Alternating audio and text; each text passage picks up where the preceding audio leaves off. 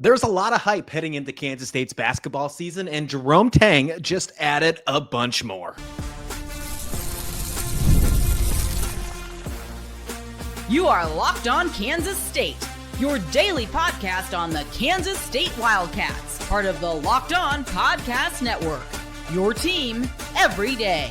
Yes, welcome on into Locked On Kansas State, your daily Kansas State Wildcats podcast. I'm your host, Christian Rauh, and thank you so much for making Locked On Kansas State your first listen every single day. Welcome back to my everydayers. You know what to do. Hit that subscribe button if you haven't already. Bringing you Wildcat coverage like no one else every single day. Part of the Locked On Podcast Network, your team every day. Today's episode is brought to you by Game Time. Download the Game Time app, create an account, and use code LOCKEDONCollege for $20 off your first purchase. That's at Game Time. Check it out today. There's so much to talk about on today's episode. Jerome Tang and a couple of the Kansas State players talking at Big 12 Media Days. A lot of hype between all these new transfers coming in, and Jerome Tang adds more hype, more fuel to the fire across the entire Big 12 conference. We'll get to that. And then at the end of this episode, I want to talk about a few remarks I heard from Big 12 Commissioner Brent Yormark about his thoughts on expansion with both the NCAA tournament for basketball side and for the college football playoff. Again, hit that subscribe button and like, comment, join the conversation. I'd love to hear your feedback right here on Locked On Kansas State. Let's dive right into it. And the first thing I got to bring up is Jerome Tang and his viral quote here. This is something that is ringing around the Big 12 conference. Multiple Big 12 hosts have texted me today during Big 12 Media Days and said, "Did you hear what Jerome Tang said? Are you feeling it?" And I'm loving it. But what he said here might be a little bit too much hype. He says PJ Haggerty is the best point guard in the country. He said Abdi Bashir is the best shooter in the country. And he said Moby Ike is the best athlete in the country. And obviously those three are the three players that joined him in Kansas City on Wednesday. I don't hate it, but that definitely adds a target to your back for sure. There's no doubt about that. And after the season you had last year, after missing the tournament 2 years in a row, do you need more? With all the social media issues that you had last year with the Coleman Hawkins scenario and what happened with Doug McDaniel and the offseason, the things with Buddy Rich, there's a lot of things that happened with Kansas State. A chore getting kicked off the team. I mean, I almost forgot that one, and that one's pretty big. Do you need more? Do you absolutely need more? Probably not. But I don't know if Jerome Tang can help it. I think he's just excited about how much talent is on this roster. And the fact that they're only being seen as a team that is not going to perform. I've seen multiple predictions coming in from other people outside of the official preseason polls, because we're going to get that in a few days. That hasn't came out yet. But I see people putting Kansas State as low as 14 or 15 in the Big 12 this season. I'm nowhere near that. I think at the absolute floor, I think Kansas State finds themselves in the middle of the pack, near 500 in the conference. But I think there's a lot more upside than downside with this new roster. The talent and the fit is there. If I had to pick one of those three that make the most sense, you have to point out PJ Haggerty being the best point guard in the country. I mean, he was third in the country last year in points. He's already having a chip on his shoulder, being only named to the third team as a preseason All-American by the Associated Press. So if I had to pick one of them to say, yeah, you nailed that, Jerome, then it's definitely the one on PJ Haggerty. Could you make the argument for the others? I think so. I mean, do you remember the explosive viral dunk that Moby had against Arizona last year? It was one of the highlights of the entire season last year for Kansas State. So when you're telling me that he might be the best athlete in the country, I can get behind that. Now, that's a tall thing to say. And of course, that's something that is very hard to actually, define, but I can get behind that. And then, of course, saying that Abdi Bashir is the best shooter in the country. Well, he put up a lot of threes last year. He might not have had the best percentage, but if you think he can make a next jump forward in a Matthew Driscoll offensive scheme, then count me in. So I'm not really against this by any means whatsoever. I just think based off what you've had to deal with over the last couple seasons, with the thought process of myself included, some points this past offseason, saying, Jerome Tang, you're probably on the hot seat, and you most definitely would be if it wasn't for an extremely large buyout.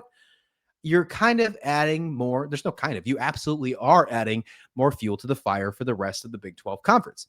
And that overall isn't necessarily a bad thing. But if you start off slow again, people are going to go back to this conversation and say, well, I thought PJ Haggerty was the best point guard in the country. Abdi Bashir, I thought he was the best shooter. Moby, I thought he was the best athlete. What happened? So you're just asking for it. But as long as you can walk the walk and talk the talk, this is going to be something we look back and saying, told you so. And I hope that's exactly where we go this coming season. I mean, the hype statements are great. I love it. I mean, you can use this. I mean, this is a public display of confidence for his brand new team. I think there's a big psychology behind it as well. You know, when you look at Jerome Tang's leadership, he's got a huge psychology type leadership by it. He focuses on trying to build up this culture and getting these buzzwords and getting this buy-in. And I really enjoy Jerome Tang's coaching leadership from a standpoint of being able to cover him. I absolutely do.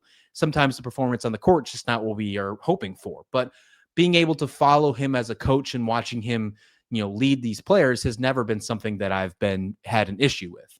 I think he's got, you know, of course his style is built on, if you want to call it unconditional love and belief, then absolutely. You know, Matthew Driscoll said his biggest strength for Jerome Tang is winning hearts first. And there's no doubt about that in my mind. So PJ Haggerty embraced it. When they asked about his reaction, it said it gives him the utmost confidence and that he feels, quote, a lot on his shoulders to prove him right. That's perfect for PJ Haggerty, in my opinion, because he came to Kansas State to raise his draft stock for the NBA. So if you think that he already doesn't have a lot on his shoulders to prove him right, he absolutely does. So maybe this is just one more thing. Maybe that's the type of player PJ is. He needs to be challenged just a little bit more. And the fact that Jerome Tang already knows these guys, he knew that maybe it was a safe thing to do. Maybe that's why he picked these three players, so he could make that statement right there in front of everybody in Kansas City. I love it, actually. You know, the more that I'm talking this, you know, the more I thought I was going to come on this show and say, you know what, maybe you shouldn't have done this. But now I've talked myself into it and say, let's ride. Let's do it. I think he should double down. After last year's drop-off, fine. Double down. Do it. I think that's the case. You know, Kansas State's risk becoming more talk than toughness, of course, is definitely a risk. There's no doubt about this. But I think this might actually be exactly what an underdog needs. And there's no doubt that Kansas State is seen and should be seen as an underdog. Like I said, some people are putting them 13th or 14th in the conference this season. So someone publicly betting big on them, and that's your head coach and Jerome Tang, count me in.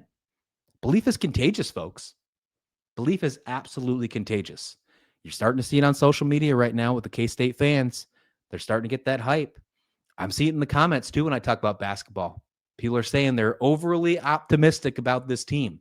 And I think you should. I think you absolutely should feel that way, because I think they did it right finally. I think they finally added the right pieces where maybe, with the exception of PJ Haggerty, maybe it's not the guys that are going to be put on a postcard and wrote home to mama and say, hey, look who we got. But the fit with the talent is perfect for the coaching staff and for the gritty type of mentality they're trying to add in Manhattan this season. So count me in.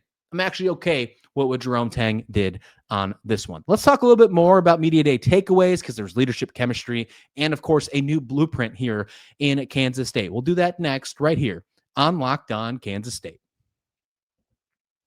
But first, this episode of Locked On Kansas State is brought to you by Mazda. Mazda crafts cars for those who do more than simply move. From footwork to breathwork, athletes sweat all the details, while Mazda brings the same intention to how we craft every model. With the all-wheel drive standard in every crossover SUV, you can drive with confidence throughout almost any season. So like our players, we sweat every detail, because when you make every move count, impossible becomes irrelevant. Mazda, move and be moved. This episode of Locked On Kansas State is also brought to you by Peloton. Peloton is shaping the future of fitness with the brand new Peloton Cross-Training Thread Plus. Powered by Peloton IQ, it's their most advanced equipment yet, designed to give you real-time guidance and endless ways to move, whether you're running, lifting, or cross-training with your favorite instructors. This is a training reimagined.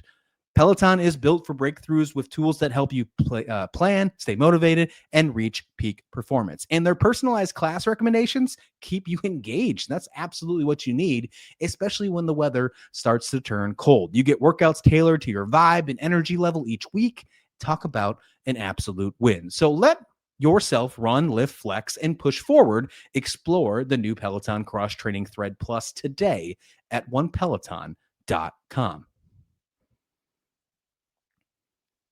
Let's get back to it. Locked On Kansas State, your team every day, part of the Locked On Podcast Network. I'm Christian Rauh. Thank you so much for joining me. We're getting into more Big 12 Media Day talk of the men's basketball team. We did the women's yesterday, talking about the hype there behind Jeff Mitty's squad. And Jerome Tang did not hesitate with his hype, as we mentioned how he talked about the three players, about how excited he is, saying they are the best in a certain category in the entire country. When you look a little bit more here beyond the hype, I think there was some substance as well. Kansas State looks way more connected than last season, and that's saying something, because that was a huge concern from the get-go. There was issues about people complaining about Shark Week last year. There was issues about starting slow in non-conference play, and then it just continued to carry on with players leaving the program, with players just not being in the right shape and mental of mind. And there was multiple issues that occurred over the year to never get this team fully engaged and fully at 100% focused to get themselves back to the tournament. The fact that they are more connected now in October, a couple weeks before the season actually starts, is a huge step forward in itself, especially when you have a brand new team, with the exception of a few players, coming back to Manhattan. So I love it. I absolutely love this right now. PJ Haggerty is the leadership that starts. It starts with him. And I think it has to be, because he's going to be your best player this coming season. The leadership starts more being vocal. I mean, knowing everyone's story off the court. He's getting a lot of things right off the bat. From what I've heard from him, what we heard from PJ Haggerty at Media Days, and really a couple other interviews I heard from this offseason, he's really doing a good job trying to become that leader of Kansas State, not just somebody who's showing up to say, I'm here to get a more bigger presence on a bigger platform inside the Big 12 to show everybody that I can make it in the NBA. It's different this year. I think it's different with PJ Haggerty. He's a different type of player, starting in the Big 12, working his way back to the Big 12, and then making himself hopefully a draft pick, something, and maybe a player that can represent Kansas State in the NBA, something that only one player right now, and Dean Wade, is only doing for the program. So multiple players talked about family, playing NBA 2K together. I mean, hanging out, genuine chemistry stuff. And that's exactly what you need to hear. To me, that tells me, it may sound small, but that tells me that they are more together. They're more intertwined. And when I'm looking at this non-conference schedule, with the exception of some of these big games like Creighton and Indiana, I think that, because one of the biggest problems last year was they just weren't ready. The culture wasn't there, the fit, the buy-in, the buzz, whatever you want to use as a word. And that was because they weren't connected as a unit. You take that aspect out of it, and you most likely are in a way better position, dare I say, to the thought process that you can roll most of your non-conference play. And it all comes down to chemistry. Jerome Tang emphasized finding, quote, mature players who make their beds, meaning routine, professionalism, and buy-in. Buy-in was the hugest buzzword we heard all year long. It was either buy-in or tinkering. Those were the two words we heard from Jerome Tang over and over again, and buy-in is still there, but it's in a positive light this offseason. That should make you feel optimistic about this team so far this year. Moby improving his conditioning, his mid-range game. Matthew Driscoll praised his passing and his energy. I think we're going to see a lot more from Moby. I didn't know that was going to be a thing. I thought he might be a role player, but now we're getting him at Media Days, and we're hearing both Jerome Tang and Matthew Driscoll talking very highly of him. He might be a breakout player for the entire Big 12 this season. David Castillo also got a lot of love. His growth in his shooting. Matthew Driscoll said his shooting, he's shooting the living piss out of the ball. That's what he said. Tang's expectation without grace leads to frustration, showed a new balance between demand and patience. That's what Jerome Tang did as well. A lot of good things from Matthew Driscoll here. I thought he had a lot of good quotes, a lot of good things about the team. You can talk about Jerome Tang as well, the things that he said, of course, the hype, but I was really excited to hear from Matthew Driscoll because I think he's truly going to be the offensive mastermind of this team this year. And I think that how he explained his, quote, simple but sophisticated offensive philosophy was pretty interesting. He said sharing the sugar, pace, space, and players over plays. He's got such an interesting way to coach. And we saw it in the offseason as well. If you remember a segment that I talked about Matthew Driscoll's energy, it was just off the chain. Kansas State's men's basketball social media page just put up something about Matthew Driscoll when he just started coming over in summer camp. And his energy is absolutely just contagious. And there's no better way for me to put it. And I think that's going to continue on this year. And then you add the chemistry and the buy-in of these players with that type of energy from Matthew Driscoll. I think this is a completely different season for us, folks. I really, really do. Transfer portal veterans with, quote, mature routines, mid-major guys like Nate Johnson and Obi playing with belongings. They're not just chips on their shoulders, if you will, right? There's a lot of really good things from Nate Johnson. I'm excited for Nate Johnson, Marcus Johnson, Moby. I'm excited for all those guys. Tang's lines about not caring about NIL. That's something that we probably should address here because he did bring that up. And of course, that's going to be a big talking point this past season because PJ Haggerty sure came in. But NIL was a huge issue last year with the whole Coleman Hawkins NIL thing going public. He said, quote, our guys only ask how to get better and to earn more minutes. I think that was a huge thing for them this season. After the Coleman Hawkins experiment failed, I think that his mantra or his blueprint for getting the right players out of the portal was guys that, of course, you have to pay. You have to be competitive, but aren't primarily focused on just getting the top dollar. And I'm not saying that's what Coleman Hawkins did, but because of course, the public display of him being one of the highest paid players in the portal last year, you have to have a little bit of an assumption on that process. But the fact that Tang's putting out that type of quote in media days shows that he's aware of the questions and the rumors swirling of what happened in the past with his teams in this new portal era and how he can get above it and move forward without that being something that is dreaded or shadowed on him this season. And maybe using that blue collar mentality, that blue collar day by day tone that he's trying to restore for Kansas State gets them to not ever talk about, well, they paid PJ Haggerty this much money, he should be performing. And I think that is a huge step in the right direction for how a coach should perform in this new era of the transfer portal in NIL. So from hype to humility, the media days showed a Kansas State program trying to grow up. And I think that's huge. You saw on a national stage a team that's been missing the tournament for multiple years, and now Jerome Tang believes this team is special.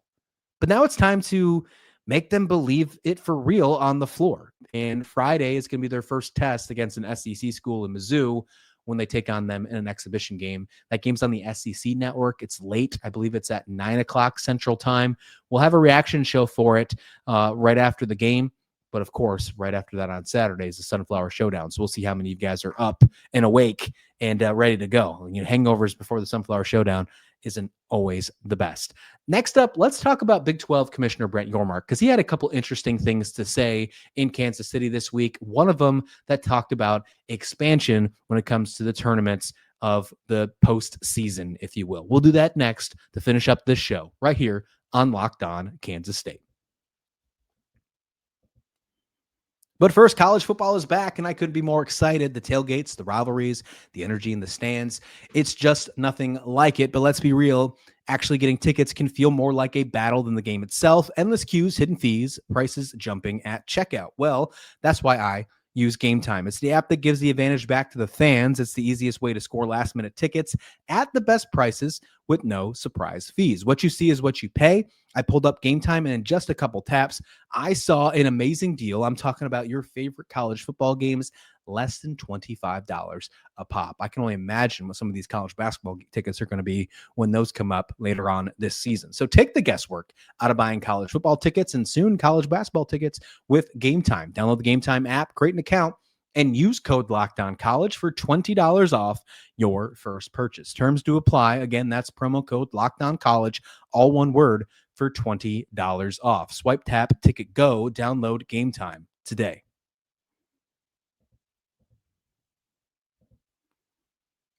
Welcome back to Locked On Kansas State, your daily Kansas State Wildcats podcast. And one thing that I want to discuss before we head out on today's episode, if you haven't already, hit that subscribe button. We're trying to grow. We just surpassed 1,300 subscribers on the YouTube page, and I really appreciate it. I really appreciate everyone showing up and giving us your 30 minutes every single day. It means so much. You could be watching something else during this 30 minutes, but instead you are here listening to Kansas State Wildcats coverage, and I couldn't be more appreciative. This is a very fun community, and I'm having a very great time having this conversation with you every single day, even though sometimes it's not fun.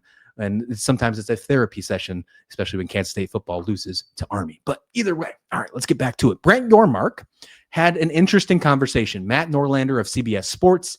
He has a great podcast, by the way, with Gary Parrish. They do Eye of College Basketball. You should check it out if you're a college basketball fan. It's my favorite non-locked on podcast. I don't know if I should be saying that out loud on this show, but I really do enjoy it. So you should check that one out. Either way, he came out and he asked Brent Yormark a question, and he said, if you had to pick one to expand, would you rather expand the NCAA tournament? Because there are some thoughts about expanding with the thoughts of having an extra opening round, moving it out to, I believe, 76 teams. It's some insane stuff. Or would you rather expand the college football playoffs, which right now it's at 12, and there's talks maybe moving it up to 16 or potentially even 24. You want to guess what Brent Yormark thought or which one he did pick? I think it's easy. Although this is a basketball podcast, he chose the college football playoffs as an expansion. I thought it was the easiest answer for him to say. I think it was the right answer for Brent Yormark to say, because although I think they're both inevitably going to expand, I think the one that makes the most sense for the Big 12 to focus on is the college football playoffs. There's a lot of money at stake there. And money is absolutely what you need to pay attention to when you're trying to compete with the rest of college athletics, mainly the SEC and the Big Ten. On the basketball side, you're already getting enough bids at the 68 teams, I guess you could say, where you are competing with the SEC, the Big Ten, the ACC, some of those other power schools, power programs, I should say. But on the flip side, when it comes to college football, last year we only saw one team in Arizona State get it. The latest projections are only seeing one team, maybe two if we're lucky, depending on how BYU and Texas Tech probably finish out when it comes to this season, right? Basically, it's if you make it to Arlington, if you're lucky and you're 10-2, both teams are 10-2 in Arlington, maybe you'll get two for the Big 12 this year. That's probably the process there. So if you want to get more opportunities at money and capital, because right now there's a lot of teams that are going to be representing the Big Ten and the SEC in this 12-team playoff. And every team that's there gets money, lots of money. Even with the team with the buys, the fact that you host the game, you get even more, all that stuff. So if you want to be able to get more money for the Big 12, of course you want to focus and put all your eggs, or at least the majority of your eggs, in the basket of expanding the college football playoffs. He also discussed the fact that if there was a expansion or if there was a model, one that he would immediately support was the one where every conference had 3 to 4 automatic bids, but at an even pace. If the Big 12 had 3 or 4, then also the SEC, the Big 10, ACC also had the same amount.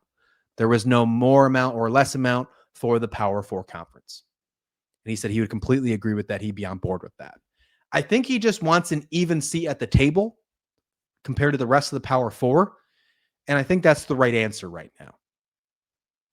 I think the fact where we're starting to move in direction, I think that's the right answer. With the fact when it comes to college basketball expansion with the NCAA tournament, when you move and grab an extra 12 teams or you grab an extra 8 teams, whatever the case may be, I think the plan is going from 68 to 76, I think is what I saw. So be an extra, 8 teams. If you get one more extra bid, that doesn't mean as much if you get one extra bid in the college football playoffs. It just doesn't.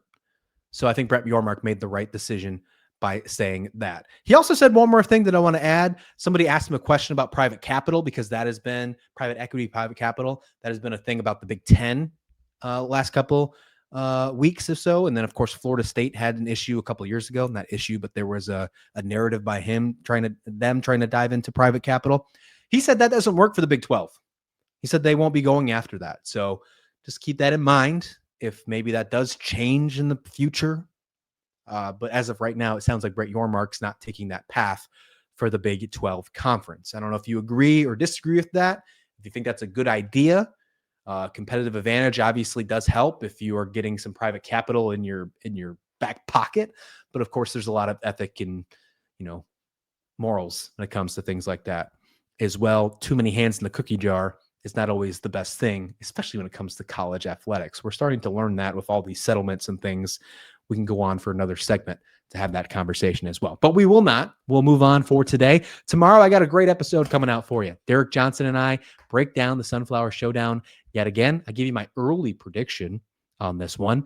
And we talk about why the streak is, dare I say, in risk. I think the streak is in trouble, but I think there's plenty of ways for Kansas State to still win the game. So make sure you join that one. That's going to be dropping on Thursday morning. So much good stuff coming to you at the channel. Be sure to hit that subscribe button wherever you're listening. Check out Locked On College Football with Spencer McLaughlin for your next episode today, or Locked On College Basketball. Isaac Shade and Andy Patton, they always got you covered depending what mood you're in.